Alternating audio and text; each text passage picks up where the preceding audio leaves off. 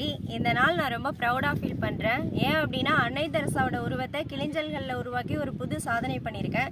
அன்னை தெரசா ஒரு சாதாரண பெண்மணி இல்லை, பிறருக்காக தன்னுடைய வாழ்நாளையே அர்ப்பணித்த ஒரு அற்புதமான பிறவி. மகளிர் தினத்தை முன்னிட்டு நான் இந்த செயலை பண்ணியிருக்கேன். இது வெறும் சாதனை மட்டும் இல்லை, ஒரு சமூக விழிப்புணர்வு செயலும் கூட. புதுச்சேரிக்கு தனி மாநில அந்தஸ்து வேணும் அப்படின்றத வலியுறுத்தி மகளிர் தினத்தன்று மகளிரின் பெருமையை உலகிற்கு பறைசாற்றும் வகையில் நான் இந்த செயலை பண்ணியிருக்கேன்.